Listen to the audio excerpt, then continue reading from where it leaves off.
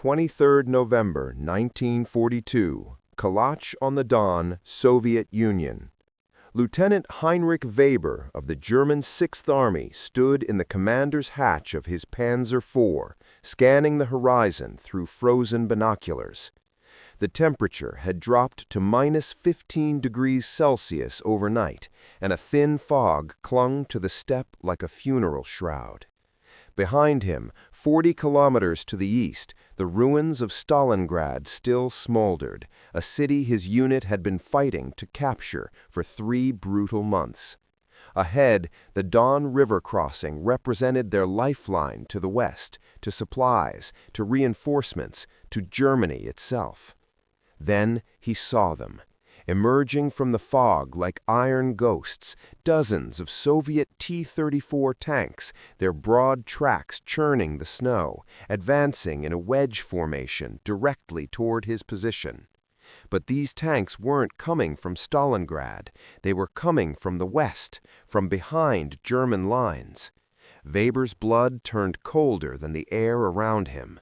In that moment of dawning horror, he realized the truth that would seal the fate of 290,000 German soldiers.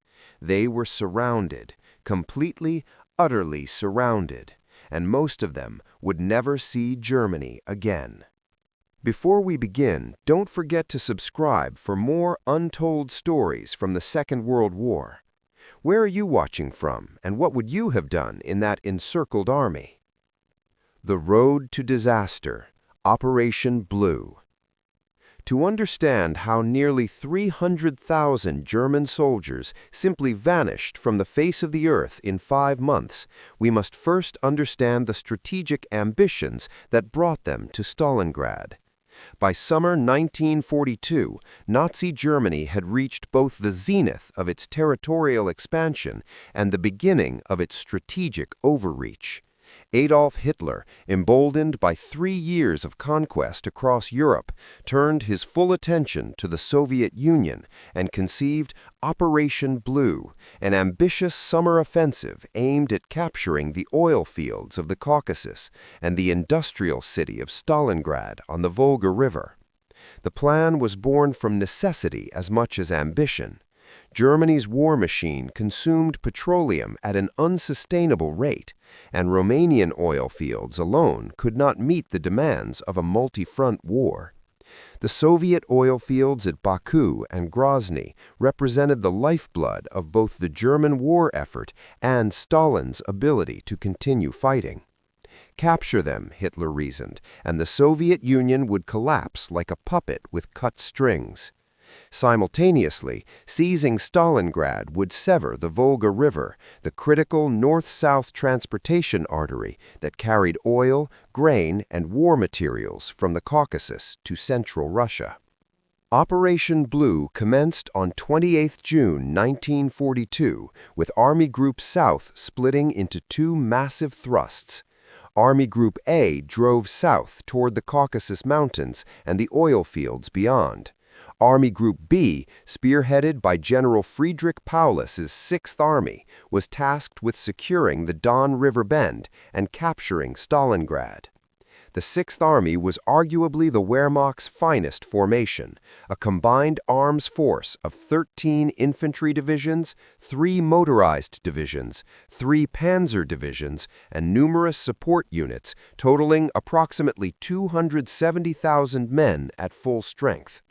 They were fought in Poland, crushed French resistance, and driven deep into Soviet territory during Operation Barbarossa. Their soldiers were experienced, their officers competent, their equipment superior.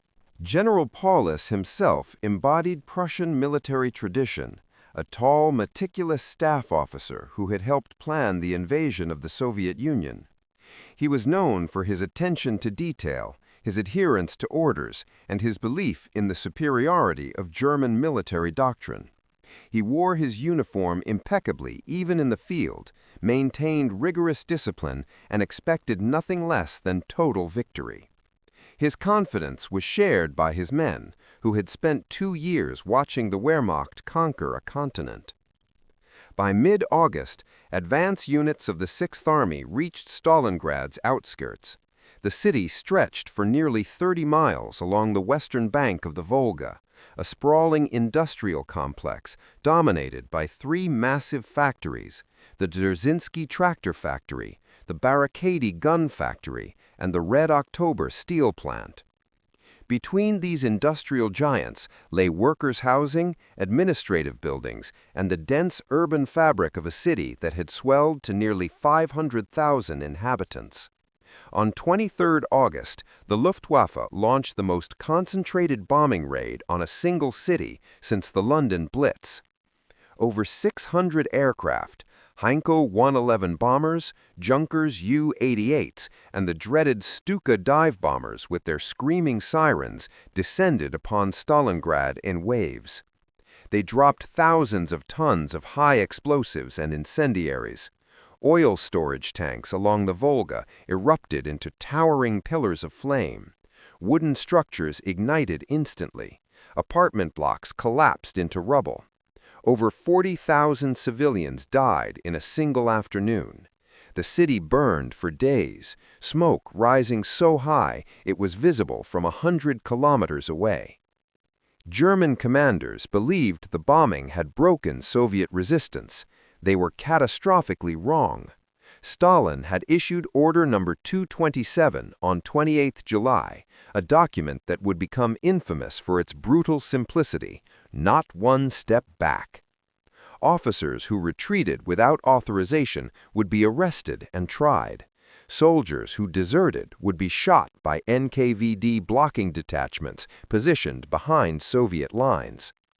Stalingrad, bearing Stalin's own name, had become the symbol of Soviet resistance. It would be defended regardless of cost. Into the meat grinder, Rattenkrieg. When the German Sixth Army began its ground assault into Stalingrad in early September, its soldiers expected to face demoralized remnants clinging to ruins. Instead, they encountered a form of warfare for which nothing in their training had prepared them. The Soviets, under the command of the pugnacious General Vasily Choykov, had transformed the bombed city into a three-dimensional killing ground. Choykov was a 52-year-old veteran with a reputation for aggressive tactics and colorful profanity. He understood immediately that Soviet forces could not match German firepower in conventional battles. German artillery, Stuka dive bombers, and combined arms coordination would annihilate any defense fought by peacetime rules. But in the ruins of Stalingrad, those advantages evaporated.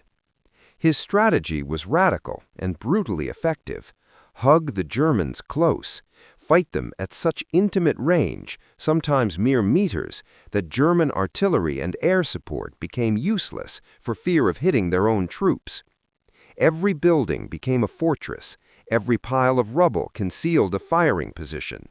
Soviet engineers fortified structures with mines, barbed wire, machine gun nests, and anti-tank positions arranged in interlocking fields of fire. Snipers, men and women both, positioned themselves in elevated positions and picked off German officers, NCOs, and anyone who showed leadership. The most famous, Vasily Zaitsev, would claim 225 confirmed kills during the battle, including 11 German snipers sent specifically to hunt him. The Germans called it Rattenkrieg, rat warfare. Combat occurred simultaneously in sewers, basements, ground floors, upper stories, and rooftops. A German squad might control a kitchen while Soviet soldiers held the bedroom above. Grenades were rolled down staircases or dropped through holes blown in floors. Close combat with bayonets and trenching tools and bare hands became commonplace. Ammunition was precious. Soldiers scavenged weapons from the dead, German and Soviet alike. One 4-story apartment building became the symbol of Soviet resistance. On 27 September, Sergeant Yakov Pavlov led a reconnaissance patrol of 4 men into the building to assess German positions. They found the structure occupied by Soviet civilians sheltering in the basement. Rather than withdraw, Pavlov fortified the building and radioed for reinforcements. Over the next few days, additional Soviet soldiers joined him until his garrison numbered about 30 men, including several women who carried ammunition and treated the wounded. Pavlov's house, as it became known, held out for 58 days.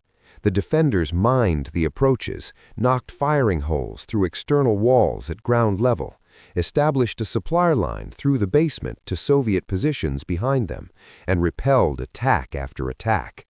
One German officer later wrote that more Germans died trying to capture Pavlov's house than had died taking Paris. The building became a legend, proof that determined defenders in urban terrain could neutralize superior numbers and firepower. The Central Railway Station changed hands 15 times in a single day on 14th September. Each side would capture it, hold it briefly, then be driven out by counterattack. The platforms became carpeted with bodies. Blood pooled in shell craters. The smell of death, a sickly sweet combination of decay, explosive residue, and raw sewage from broken pipes, became so pervasive that soldiers stopped noticing it. Soviet reinforcements were ferried across the Volga River at night under constant German artillery fire. These crossings were nightmares of chaos and death. Barges and small boats, overloaded with soldiers, equipment, and ammunition, made the 1,000-meter crossing through a hail of shells and machine gun fire. Many vessels were hit and sank, taking hundreds of men down into the dark waters. Those who made it across had a 24-hour average life expectancy. Entire companies were effectively destroyed within their first day of combat. Yet they kept coming. Fresh divisions crossed at night, moved into forward positions before dawn, and by the next evening had been ground down to company strength. Stalin had declared Stalingrad the symbolic and strategic heart of Soviet resistance. Reinforcements, however poorly equipped or trained, continued flowing into the city. The NKVD blocking detachments ensured that retreat remained more dangerous than advance. By early October, the Germans controlled approximately 90% of Stalingrad. They held the central district, the railway station, most of the factory complexes, and nearly all residential areas. General Paulus reported to Hitler that final victory was imminent, perhaps days away, but that stubborn final 10%, clinging to narrow strips along the Volga's edge, refused to die. Chuikov's command post was literally dug into the riverbank, so close to the German front line that enemy grenades sometimes rolled down the embankment toward his bunker. The October fighting reached a crescendo of violence that tested the limits of human endurance. German assaults on the factory districts, the tractor factory, Barricadi, and Red October involved divisions attacking on fronts measured in hundreds of meters. Artillery preparation would pulverize a sector. Infantry would advance through the rubble. Soviet counterattacks would erupt from unexpected directions, and the fighting would dissolve into savage, close-quarters combat in smoke so thick that soldiers fought enemies they could barely see. German casualties mounted relentlessly. 50,000 by mid-October. Replacements arrived poorly trained and were thrown immediately into combat. Ammunition consumption strained the entire logistical system. Vehicle wear from constant operations in rubble-strewn streets consumed spare parts faster than supply columns could deliver them. And then came the cold. While German attention remained fixed on the grinding battle in Stalingrad's ruins, Soviet High Command prepared the most ambitious operational-level maneuver of the war. General Georgy Zhukov, the brilliant, ruthless architect of Soviet counteroffensives, had been studying the strategic situation with cold analytical precision. He recognized a fatal German vulnerability. The long flanks of the Stalingrad salient were held by Romanian, Hungarian, and Italian armies.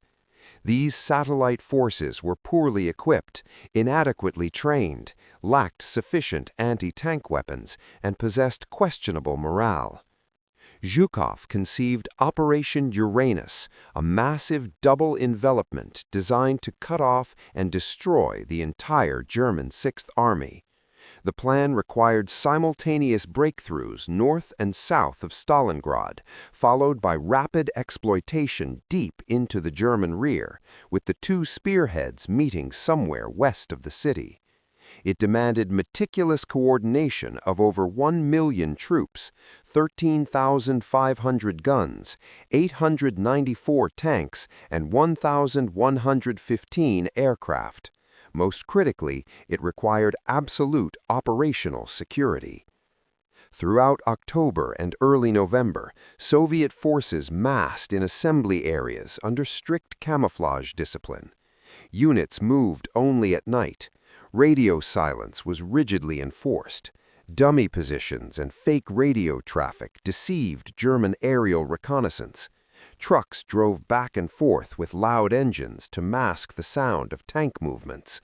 By mid-November, the trap was set. The jaws were open. The Sixth Army, still battering itself against Stalingrad's final defenders, suspected nothing. At 7:30 hours on 19th November 1942, the northern pincer struck. Over 3,500 Soviet guns opened fire along an 80-mile front held primarily by the Romanian Third Army. The barrage lasted 80 minutes, a wall of steel and fire that obliterated entire defensive positions. Romanian soldiers, huddled in inadequate bunkers, experienced hell on earth. The ground heaved and bucked. Communications were severed instantly. Command posts were buried. Survivors described seeing officers disintegrate when shells struck their positions directly. Then came the tanks. Hundreds of T-34s and lighter T-70s surged forward through fog and light snow, their broad tracks designed for Russian terrain, grinding through the frozen ground. The Romanian defenses, lacking adequate anti-tank guns and undermined by the devastating artillery preparation, collapsed within hours. Some units fought bravely but were overwhelmed. Others surrendered or fled in panic. By nightfall on 19th November, Soviet mechanized columns had penetrated 50 kilometers behind German lines and were racing westward toward the Don River crossings and the vital town of Kalach. The following day, 20th November, the southern pincer attacked. Once again, overwhelming artillery preceded armored exploitation. The Romanian Fourth Army and elements of the German Fourth Panzer Army faced the same orchestrated violence. German units rushed to plug gaps in the line, but they lacked sufficient reserves. Every available soldier had been committed to Stalingrad's meat grinder.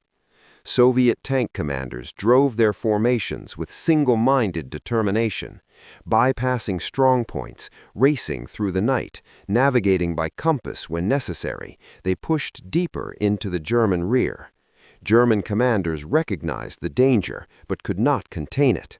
The speed of the Soviet advance, learning from German blitzkrieg tactics, prevented the establishment of coherent defensive lines. On 23 November, at approximately 1600 hours, forward elements of the Soviet 26th Tank Corps met troops from the 4th Tank Corps near the town of Kalach on the Don, just west of Stalingrad. The ring closed. Inside the pocket, the entire German Sixth Army, over 290,000 men, plus elements of the 4th Panzer Army, 2 Romanian divisions, a Croatian regiment, and various support formations. The encirclement perimeter measured roughly 300 kilometers. It was the largest operational encirclement in the history of warfare. The immediate German reaction was shock, followed by urgent requests to break out. General Paulus, his staff, and virtually every divisional commander inside the pocket recognized that they had perhaps 72 hours to force an escape corridor westward before Soviet forces consolidated the encirclement.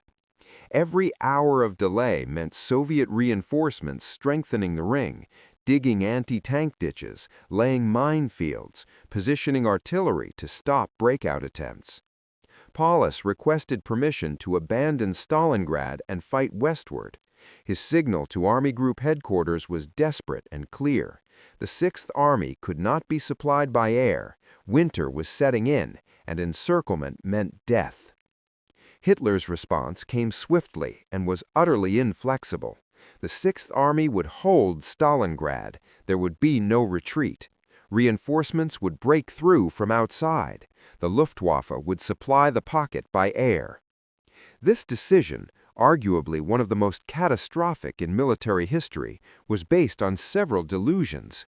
Reichsmarschall Hermann Göring, commander of the Luftwaffe and addicted to morphine by this point in the war, assured Hitler that air supply was feasible. He cited the successful airlift to encircle German forces at Demyansk earlier in 1942, ignoring that Demyansk had involved far fewer troops over a much shorter duration.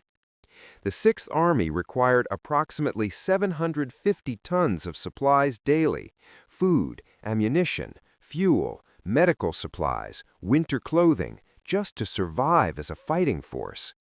The Luftwaffe never came close. The primary transport aircraft, the Junkers U-52 trimotors, were lumbering, slow targets.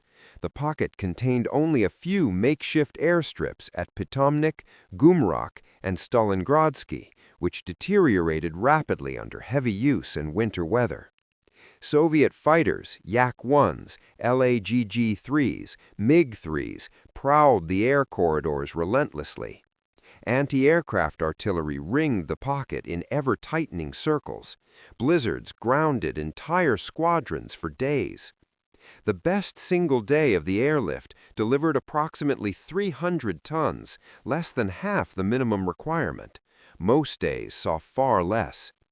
Transport crews displayed extraordinary courage, flying through storms and heavy fire, but courage could not overcome logistical mathematics. U-52s were shot down in droves. One pilot later recalled watching 3 transports ahead of him explode in sequence, like candles being blown out one after another. Wounded men lay on frozen airstrips, waiting for evacuation flights that never came, slowly freezing to death within sight of aircraft that couldn't take them. Inside the pocket, conditions deteriorated with terrifying speed. Rations were cut immediately, first to half portions, then quarter portions. By December, German soldiers received 200 grams of bread per day, supplemented by watery soup made from whatever could be found. Horses were slaughtered and eaten, first the supply horses, then the artillery horses, finally the officers' mounts. When the horses were gone, men boiled leather belts and harnesses to extract minimal nutrition from the glue. The cold became as deadly as Soviet bullets. Temperatures plunged below -30 degrees Celsius. German soldiers, the majority still lacking adequate winter clothing, suffered mass frostbite casualties. Entire companies became combat ineffective, not from enemy action, but from cold injury. Fingers and toes blackened and had to be amputated, often without anesthesia, as medical supplies dwindled to nothing. Men urinated on their frozen rifle bolts to thaw them enough to function. Frostbite claimed more casualties than combat in some units. Disease followed malnutrition and cold. Dysentery spread through overcrowded bunkers where men huddled for warmth.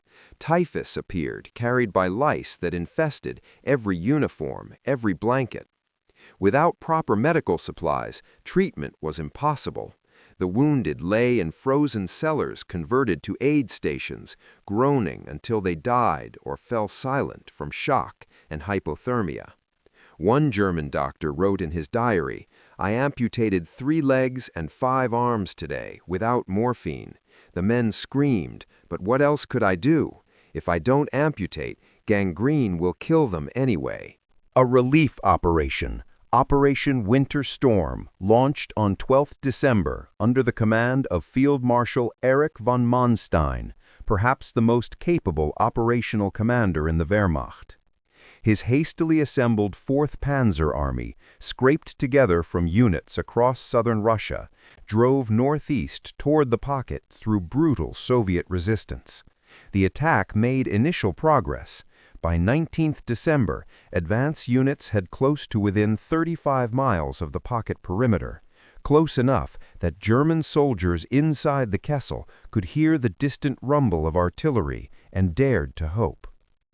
Paulus requested permission to launch a breakout operation toward the relief force, Operation Thunderclap.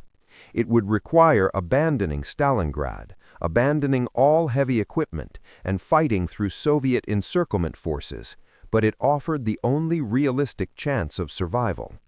Hitler's response was the same: hold Stalingrad, no retreat. The Sixth Army's mission was to tie down Soviet forces and wait for relief. The relief never came. Soviet forces launched new offensives, threatening to encircle Manstein's entire army group. Operation Winter Storm stalled, then collapsed. Manstein's forces retreated. By Christmas Day 1942, hope died in the frozen ruins of the Stalingrad pocket. Christmas 1942 in the Stalingrad Kessel was the final descent into despair. German soldiers, reduced to walking skeletons, huddled in frozen bunkers and cellars. They burned furniture, documents, wooden ammunition crates, anything combustible, for brief moments of warmth. Christmas rations consisted of watery soup and 100 grams of bread. Some units sang carols in cracked voices. Most men simply stared into space, too exhausted and malnourished to maintain the pretense of morale. One German soldier wrote a final letter home that was never sent, found later on his frozen body. "Dear Mother, by the time you might have received this, I will be dead. We have not eaten real food in weeks. My feet are black with frostbite. Many of my friends are already gone. Do not hate the Russians. They fight for their homeland as we thought we fought for ours. Hate the madness that brought us here. I love you. Heinrich." Soviet forces launched Operation Ring on 10th January 1943, a systematic operation designed to compress and destroy the pocket in segments. Artillery barrages of unimaginable intensity preceded each assault. Soviet infantry and tanks advanced through blizzards against defenders who could barely lift their weapons.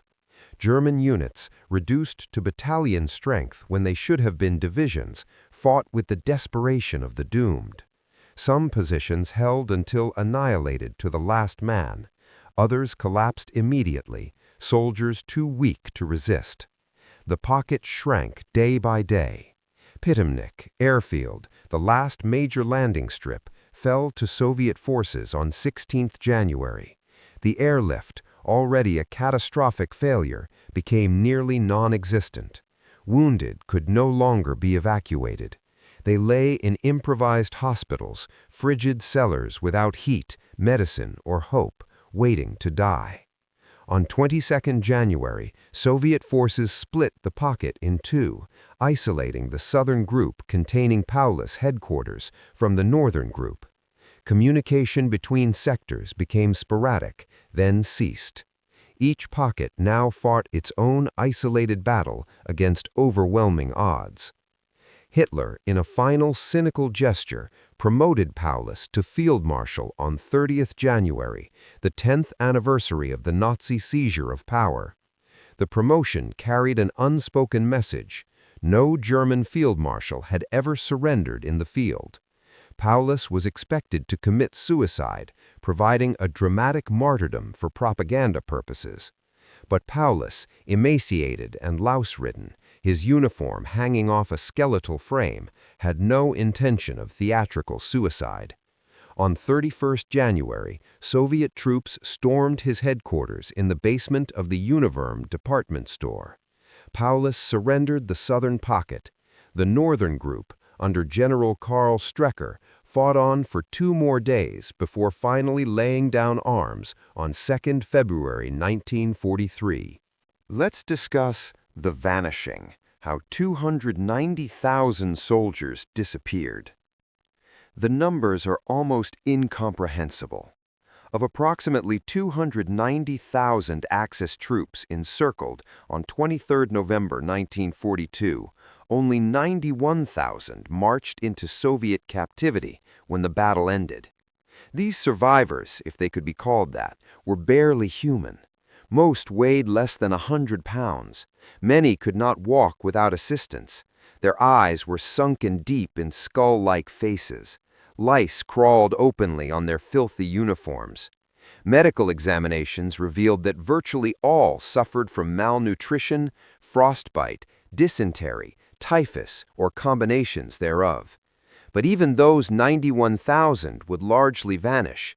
Only approximately 6,000 German prisoners from Stalingrad ever returned to Germany, most not until the 1950s, after years in Soviet labor camps.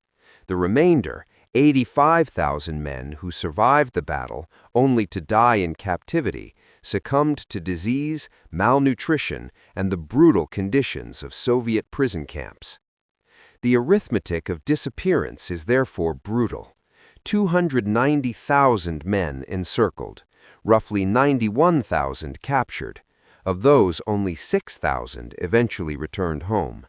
That means approximately 284,000 men, 98% of the original force, effectively vanished.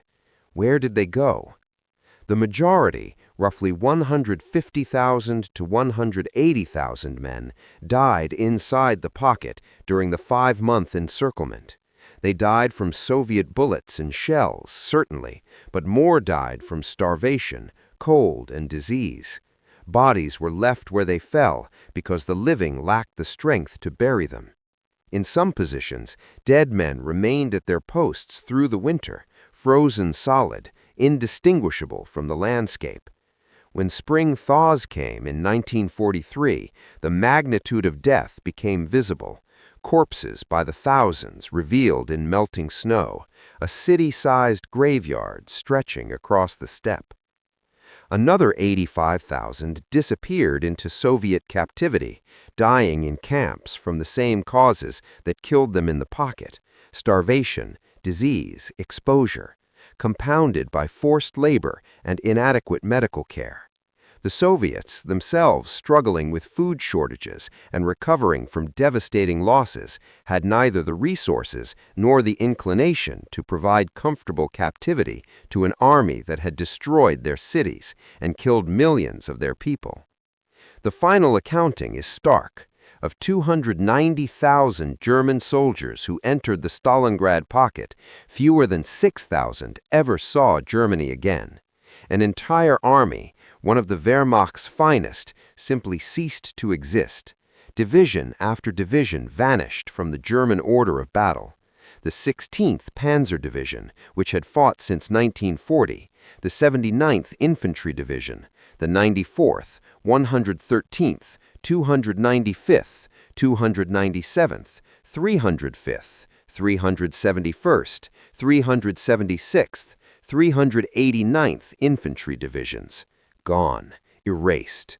22 divisions, roughly 300,000 men, reduced to a footnote in history books and a line in casualty lists. Stalingrad was not merely a battle, it was a catastrophe that altered the trajectory of the Second World War and the fate of Nazi Germany. The psychological impact reverberated across the world. In Berlin, propaganda minister Joseph Goebbels declared 3 days of national mourning. Radio stations played somber music. Black-bordered casualty notices appeared in newspapers across Germany. For the first time, the German public confronted the reality that their army could not merely be defeated, but annihilated. The myth of Wehrmacht's invincibility, carefully constructed over 3 years of conquest, shattered beyond repair. Throughout occupied Europe, resistance movements took heart. In London and Washington, Allied strategists recognized that Germany had suffered a wound from which it could never fully recover. The Red Army had proven it could not just survive, but systematically destroy the supposedly superior German military machine. The strategic consequences were even more profound. The Sixth Army represented not just soldiers, but irreplaceable leadership, experienced officers, NCOs, specialists, and combat veterans who had fought since Poland. Germany's subsequent attempts to stabilize the Eastern Front, to mount offensives, to defend against Soviet attacks were all hampered by this catastrophic loss of institutional knowledge and combat experience. More critically, Stalingrad marked the permanent transfer of strategic initiative to the Soviet Union. Before Stalingrad, Germany chose when and where to attack. After Stalingrad, that choice belonged to the Red Army. Soviet offensives throughout 1943 and 1944, at Kursk, across Ukraine, through Belarus, drove the Wehrmacht westward in a retreat that would end only in Berlin's ruins.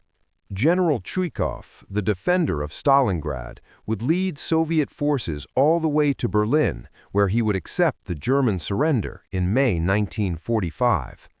The lessons learned in Stalingrad's ruins, urban warfare tactics, combined arms coordination, the importance of morale and determination would be applied in Budapest, Königsberg, and finally the Reich capital itself. In that frozen basement where Lieutenant Heinrich Weber watched Soviet tanks emerge from the fog on 23 November, he witnessed the beginning of the end, for himself, for his comrades, for the German army, and ultimately for Nazi Germany itself. Whether he survived the pocket is unknown. His name appears on no return lists. Like 284,000 others, he simply vanished into the winter, into the ruins, into the earth of the Russian steppe. The soldiers who disappeared at Stalingrad were not abstractions or statistics. They were individuals, sons writing final letters home, brothers sharing their last cigarette, fathers clutching photographs of children they would never see again. They were men who believed they fought for something meaningful, who discovered too late that they had been sacrificed for a dictator's delusion, who died slowly and miserably in frozen hell for strategic objectives that made no sense. The Soviet soldiers who fought them paid an equally terrible price. Soviet casualties at Stalingrad exceeded 1 million, more than the entire U.S. military death toll for the entire war. The city they defended ceased to exist. 90% of its structures were destroyed. The civilian population, those who survived, lived in cellars and ruins for years afterward. Stalingrad was where Germany's dreams of empire were buried in frozen earth. It was where the Wehrmacht learned that will and courage alone could not overcome logistics, geography, and an enemy fighting for survival. It was where 290,000 men vanished, not in a moment, not in a dramatic climax, but slowly, agonizingly, over 5 months of cold and hunger and endless artillery fire. On that November morning, when Soviet tanks closed the ring at Kalach, the fate of the German Sixth Army was sealed, though it would take 5 more months of agony for that fate to fully manifest. The soldiers who entered that pocket, confident in their training, their equipment, their commanders, could not imagine that fewer than 1 in 50 would ever see home again. They could not comprehend that their army would simply cease to exist, vanishing into the Russian winter like smoke. But vanish they did, and in their disappearance they took with them Germany's last realistic hope of winning the war in the East. From Stalingrad forward, the Wehrmacht would retreat, fighting brilliantly at times, stubbornly always, but retreating nonetheless, back across the Ukraine, across Poland, across Germany itself, until Soviet soldiers raised the red flag over the Reichstag in Berlin. Stalingrad was the beginning of that end, the battle that broke Hitler's army forever. The 290,000 men who vanished there paid the price for strategic delusion and tactical obstinacy. Their disappearance changed the course of history and ensured that the Third Reich, which Hitler boasted would last 1,000 years, would survive barely 12. But while the Eastern Front consumed armies in frozen hell, another theater of war raged across the Pacific, where American forces faced their own desperate struggle against an enemy who fought with suicidal determination. Join us next time as we uncover the story of Guadalcanal, where U.S. Marines landed on a jungle island in August 1942 and began a 6-month battle that would determine the fate of the Pacific War.